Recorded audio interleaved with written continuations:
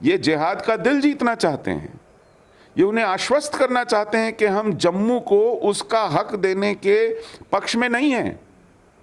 ना ये थे जब ये महबूबा मुफ्ती के साथ गठबंधन सरकार बनाकर एजेंडा फॉर अलायंस लागू कर रहे थे, तब भी इनका पावर में क्या शेयर था? सरकार में कितने कैबिनेट मंत्री थे, कौन से विभाग थे, क्या काम कराया इन्होंने जम्मू का? और 2015 1 मार्च 2015 से केंद्र में शासित भाजपा जम्मू कश्मीर की किस्मत का फैसला करती रही है। तो यहां भी उन्हें 7 साल हो गए हैं। पहले महबूबा मुफ्ती के साथ गठबंधन किया और सब कुछ उन्हें सौंप दिया। उनकी खड़ाऊं बन गए, उनका डोरमैट बन गए। तो पाखंड करना, ढोंग करना, छल करना अब लगता है इनकी मजबूरी नहीं, आदत बन गई है। लगभग 11 प्रधानमंत्री देख लिए, हमने हर दल की सरकार देख ली, हमने हर दल का दूसरे दलों से गठबंधन देख लिया, हमने कई मुख्यमंत्रियों को देख लिया। हम जहां थे वहीं हैं। इस समय जम्मू कश्मीर में अमरनाथ यात्रा चल रही है और जिस तरह से जो राजनीतिक सरगर्मियां बनी हुई हैं, तो कभी भी चुनावों का ऐलान जम्मू कश्मीर में हो सकता है। लंबे वक्त से अगर हम 2019 से बात करें, जब से धारा 370 हटी है, तब से जम्मू कश्मीर जो है उसे यूनियन टेरिटरी बना दिया गया और यहाँ पर कोई भी पॉलिटिकल जो मूवमेंट है वो नहीं हो पाई, इस तरह से कोई प्रोसेस नहीं हो पाया। ना ही, हालांकि बीच में डीडीसी के चुनाव ज़रूर हुए थे, लेकिन सभी लोग इंतज़ार कर रहे हैं कि यहाँ पर जनता की चुनी हुई सरकार आए और वो जो है लोगों के काम करे। इस पर बात करने के लिए मेरे साथ सुशील पंडित जी हैं, सोशल एक्टिविस्ट भी हैं और जम्मू कश्मीर के ऊपर बहुत ज़्यादा इनका जो है वो बात भी करते हैं खुल के हर मंच पर जाकर, और जम्मू कश्मीर की बात भी रखते हैं। सर, मैं स्वागत करना चाहूँगा आपका। जिस तरह से पॉलिटिकल सिनेरियो जम्मू कश्मीर का बना हुआ है, तमाम सियासी पार्टियां हैं अब वो मैदान पे उतर आई हैं और जिस तरह से वो स्टेटमेंट्स दे रही हैं वो साफ तौर पे ये इशारा करता है कि जम्मू कश्मीर अब चुनाव की राह पर कभी भी जा सकता है। तो उसको लेकर क्या लगता है, क्योंकि कश्मीरी पंडित समाज जो है वो पिछले 3 दशकों से जो है वो देख रहा है कि कोई ऐसी सरकार आए जो एक ठोस जो एक नतीजा निकाले जिससे कश्मीरी पंडित जो माइग्रेट हुए थे उनको जो है वापस घाटी में जा सकें और जो पॉलिटिकल पार्टीज़ हैं वो भी अपना उसमें योगदान दें। इस बीच में आप जो लगातार स्टेटमेंट्स, चाहे वो पीडीपी की हो, एनसी की हो, कांग्रेस की हो, बाकी और दलों की जो कश्मीर में जो सक्रिय हैं, उनकी देखते हैं, तो क्या लगता है कि इस समय जम्मू कश्मीर के क्या सूरत हाल हैं? कश्मीरी हिंदू आज छला हुआ महसूस करता है। कश्मीरी हिंदू पिछले 32 वर्षों से निष्कासित जीवन जी रहा है। इस समय में हमने लगभग 11 प्रधानमंत्री देख लिए, हमने हर दल की सरकार देख ली, हमने हर दल का दूसरे दलों से गठबंधन देख लिया, हमने कई मुख्यमंत्रियों को देख लिया। हम जहां थे वहीं हैं, कोई परिवर्तन नहीं आया है। हां, अब उम्मीद टूटती नजर आती है, आशा का कोई आधार बचा नहीं है। हमें सब ने निराश किया है, लेकिन सबसे ज्यादा निराशा वहां होती है जहां आशा होती है। इस सरकार से बहुत आशा थी। इस सरकार को भी केंद्र में 8 साल हो गए हैं और 2015 1 मार्च 2015 से केंद्र में शासित भाजपा जम्मू कश्मीर की किस्मत का फैसला करती रही है। तो यहां भी उन्हें 7 साल हो गए हैं। पहले महबूबा मुफ्ती के साथ गठबंधन किया और सब कुछ उन्हें सौंप दिया। उनकी खड़ाऊं बन गए, उनका डोरमैट बन गए। जाने क्या वजह रही होगी, किसका दिल जीतना चाह रहे थे, हमें मालूम नहीं, लेकिन हालात बद से बदतर होते चले गए। आज ये बहाना है कि नहीं, वो महबूबा मुफ्ती का शासन था, हम तो केवल सहयोगी दल थे। तो 2018 के बाद से तो आप ही का शासन है, उसको भी 4 वर्ष हो गए। अब केंद्र में भी आप हैं, राज्य में भी आप हैं, क्या परिवर्तन है?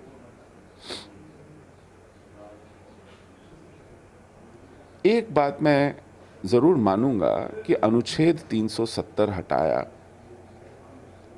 और जम्मू कश्मीर राज्य का पुनर्गठन किया, ये अपने आप में बहुत साहसी और सच में उत्साह देने वाले कदम थे।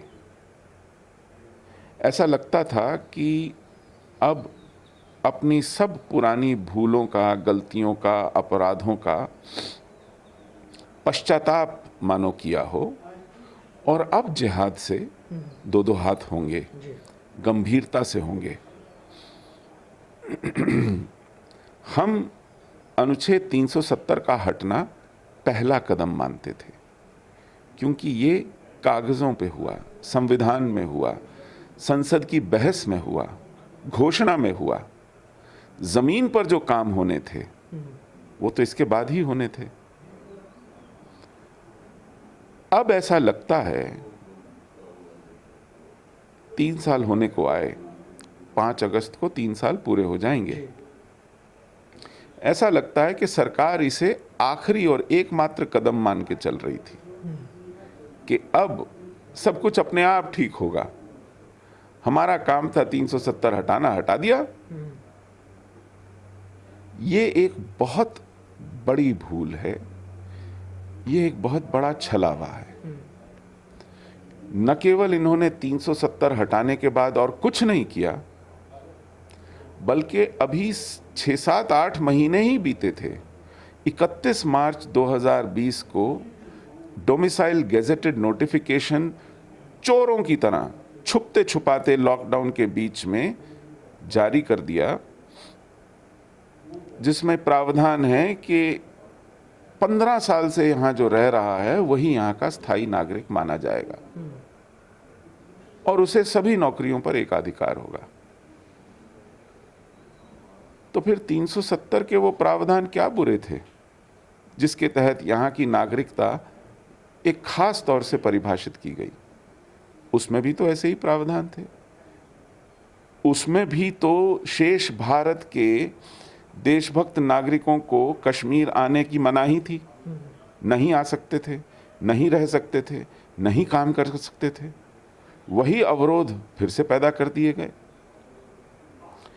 तो ये एक कदम आगे, 2 कदम पीछे जो नीतियों में और निर्णयों में दिखता है, इससे साफ लगता है कि इन्हें भान तक नहीं है कि जमीन पर करना क्या है। इन्हें मालूम नहीं है कि 370 जैसे अनुच्छेद को संविधान में निरस्त करने के बाद अगले कदम क्या होने चाहिए। स्वयं लेफ्टिनेंट गवर्नर कह चुके हैं कि मेरे प्रशासन में 80% लोग जमाती हैं। कौन रोकता है उन्हें चुन चुन कर हटाने में? आज भी जम्मू कश्मीर की जो व्यवस्था है, चाहे वो पुलिस व्यवस्था हो, चाहे वो लोअर जुडिशरी हो, चाहे वो उच्च शिक्षा हो, चाहे वो स्कूल हो, चाहे वो सिविल सोसाइटी ऑर्गेनाइजेशंस हो, एनजीओ हो, मीडिया हो, एकेडेमिया हो,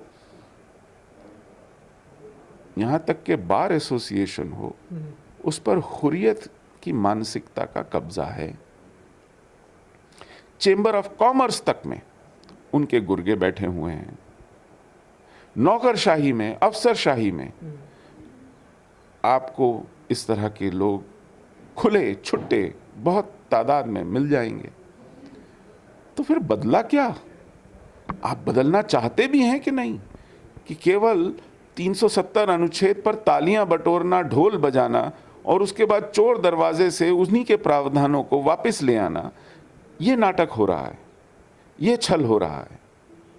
और कश्मीरी हिंदुओं को सैंड बैग्स की तरह, रेत की बोरियों की तरह इस्तेमाल किया जा रहा है कि अब तो हम सब कुछ कर दिया, अब आप कश्मीर जाइए, सामान बांधिए और जाके रहिए, और किस चीज़ की प्रतीक्षा में हैं आप?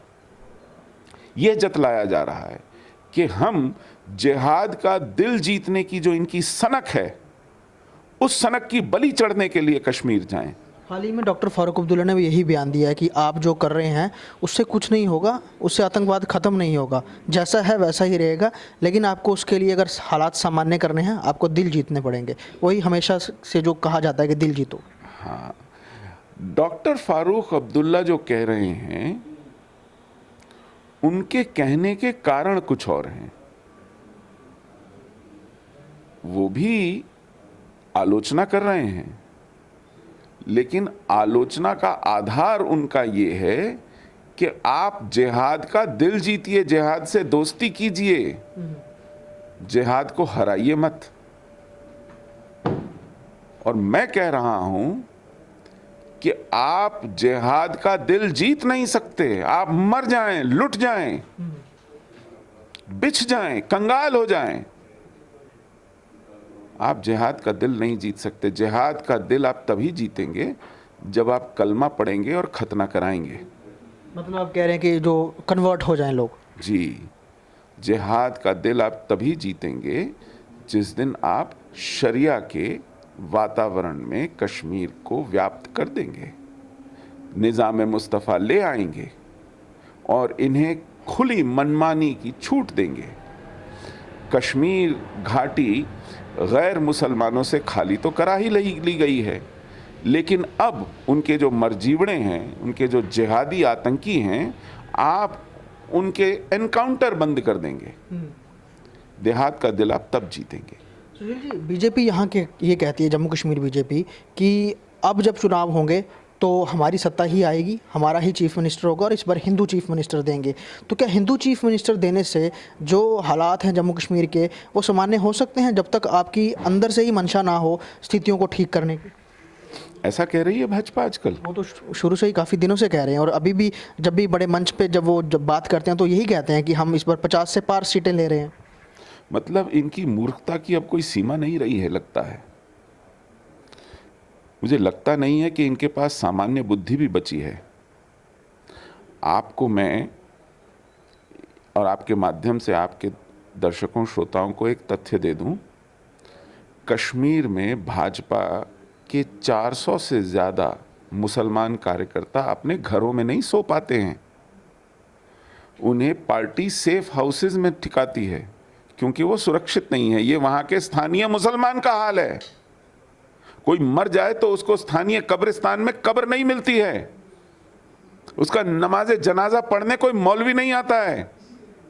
और ये इस तरह के भ्रम पाले बैठे हैं और ये लोगों को ये अपेक्षा रखते हैं कि वो इनकी इस झूठ को स्वीकार कर लें, मान लें।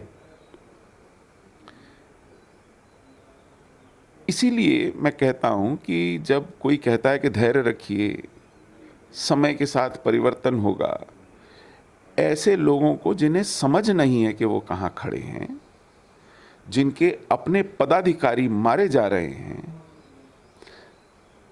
वो जब इस तरह की बातें करते हैं सुरक्षा के घेरे में रहकर, शान और शौकत में जीकर, तो हंसी भी आती है, तरस भी आता है। एक तस्वीर अभी ये भी दिखी जहाँ पर एक आतंकवादी जो लश्कर से था वो बीजेपी के साथ कई मंचों पे वो देखा गया, अमित शाह तक के वो प्रोग्राम में वो बहुत नज़दीक तक पहुँच गया और बीजेपी ने उससे जो किनारा कर लिया कि ये तो हमारा कार्यकर्ता ही नहीं है, इसे हमने अपने साथ कोई भी बड़ा ओहदा नहीं दिया, क्योंकि ये कहा जा रहा था कि उसको माइनॉरिटी मोर्चा IT सेल का जो है उसको चीफ बनाया गया है, उससे भी जो है वो अपना बात को उन्होंने फेर दिया। लेकिन जो बाकी सियासी दल कहते हैं कि ये मिस कॉल पार्टी है, जिस तरह से मिस कॉल के ज़रिए इनकी मेंबरशिप ड्राइव चलती है, तब तो इन्होंने आतंकी भर रखे हैं अपने अंदर। तो फिर आखिरकार कैसे ये एक मजबूत सरकार दे सकते हैं और जो सेफ लोगों को रख सके? देखिए, इनकी प्राथमिकता सत्ता में आना है। सत्ता में आके क्या करना है, और खासकर कश्मीर जैसे पेचीदा विषय में इनके पास जानकारी का भी अभाव है, अनुभव का भी अभाव है। वो तो पहले दिखता था, अब मुझे लगता है कि अच्छी नीयत का भी अभाव है। मन में बेईमानी है। ये पाखंड करके, दिखावा करके, छल करके सोचते हैं अपना समय पूरा कर लेंगे और अपनी पीठ थपथपा लेंगे कि हमने कुछ बड़ा कर दिया, और उसके लिए कुछ समय समय पर लटके झटके चलते रहेंगे। 370 जो है वो एक हिंदुत्व का ठुमका था, मार दिया। अब हिंदू मुख्यमंत्री का झुंझुना दिखाकर बजाकर वो लगता है कि फिर से छले हुए हिंदुओं का विश्वास जीतने की कोशिश कर रहे हैं। काठ की हांडी बार बार नहीं चढ़ती।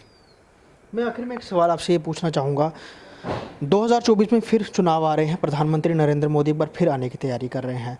बहुत एक लंबा वक्त उनको लोगों ने दे दिया, ख़ासतौर पर जम्मू कश्मीर के पॉइंट ऑफ व्यू से हम बात करें कि वो कुछ करेंगे, कुछ ठोस, जिससे जम्मू कश्मीर की परिस्थितियां बदलेंगी।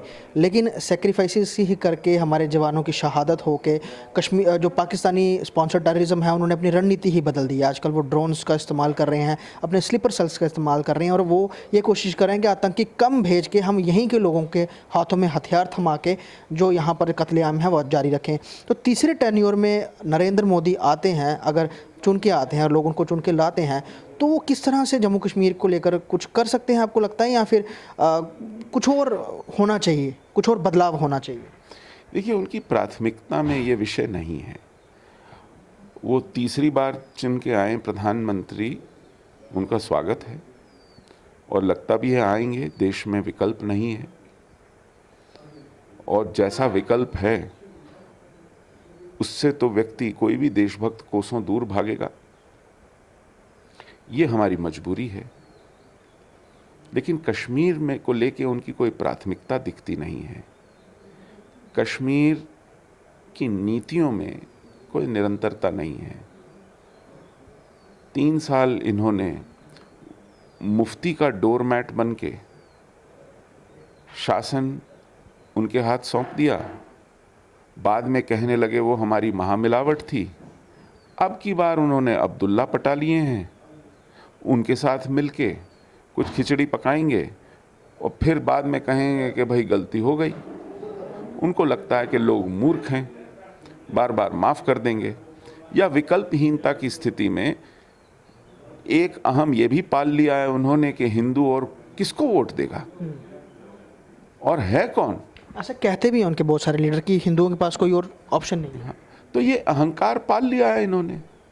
मुझे लगता है कि जम्मू के प्रबुद्ध लोगों को, सामाजिक कार्यकर्ताओं को, राजनीति में रुचि लेने वाले सक्रिय लोगों को इस पर गहन विचार करना पड़ेगा कि जो यह धारणाएं भाजपा के नेता पाले बैठे हैं कि जम्मू के पास कोई विकल्प नहीं है, उन्हें विकल्प पैदा करना पड़ेगा। जिस तरह से इन्होंने डिलिमिटेशन में आंखों में धूल झोंकी है जम्मू की, खुद भाजपा ने लिख करके दिया कि 2011 की जो जनसांख्यिकी थी, सेंसस था, वो घपले वाला था। उसने कश्मीर घाटी को अनुचित रूप से अधिक संख्या वाला दिखाया। इस समय 2021 का सेंसस पूरा हो चुका है, उसकी रिपोर्ट आने वाली है। क्या जल्दी थी डिलिमिटेशन को 2011 के घपले वाले सेंसस के आधार पर करने की? लेकिन क्योंकि ये कश्मीर घाटी का वर्चस्व बनाए रखना चाहते हैं, ये जिहाद का दिल जीतना चाहते हैं, ये उन्हें आश्वस्त करना चाहते हैं कि हम जम्मू को उसका हक देने के पक्ष में नहीं हैं। ना ये थे जब ये महबूबा मुफ्ती के साथ गठबंधन सरकार बनाकर एजेंडा फॉर अलायंस लागू कर रहे थे, तब भी इनका पावर में क्या शेयर था? सरकार में कितने कैबिनेट मंत्री थे, कौन से विभाग थे, क्या काम कराया इन्होंने जम्मू का? तो पाखंड करना, ढोंग करना, छल करना अब लगता है इनकी मजबूरी नहीं, आदत बन गई है। और इस कारण मुझे नहीं लगता कि ये गंभीर हैं इस विषय को लेकर। वो किसी तरह सत्ता में बने रहना चाहते हैं, सीधे या टेढ़े मेढ़े रास्ते से, अकेले या किसी को साथ लेकर। अगर ये जम्मू कश्मीर में चुनाव कराते हैं तो ये देश के लिए एक बहुत बड़ा, बहुत त्रासद, बहुत नुकसानदायक निर्णय होगा। जम्मू कश्मीर के हालात ऐसे नहीं हैं कि यहाँ पर स्थानीय जो क्षेत्रीय दल हैं, जो जिहाद के साथ खुली आंख मिचौली खेलते हैं, जिन्हें इन्हें समय समय पर नज़रबंद करना पड़ता है, ऐसे लोगों के हाथ में वो सत्ता फिर से दे दें। ये बहुत बड़ी बात कही इन्होंने। साफ तौर पे जिस तरह से पूरा समीकरण इस समय जम्मू कश्मीर का बना हुआ है और जो आए दिन बयानात देखे जा रहे हैं, तो वो यही बताते हैं कि जम्मू में कुछ और बयान, कश्मीर में कुछ और बयान, पीर पंजाल में कुछ और बयान और डोडा किश्तवाड़ के जो चिनाब वैली है वहाँ कुछ और बयान। तो उससे लोगों को किस तरह से फ़ायदा मिलेगा, कौन सी मजबूत सरकार आएगी, इस पर ही लगातार लोग इस पर चर्चा भी कर रहे हैं और यही चाहते हैं अगर चुनाव होते हैं और सरकार बनती है तो अब कोई ऐसी सरकार आए जो जम्मू कश्मीर के लिए आगे जो है वो जो तरक्की के रास्ते है वो खोल सके, ना कि बयानों में या फिर खितों को बांट करके राजनीति करे। वीडियो जर्नलिस्ट श्रीवास्तव के साथ ख्वाहिश Patel, JK news wire, Jammu.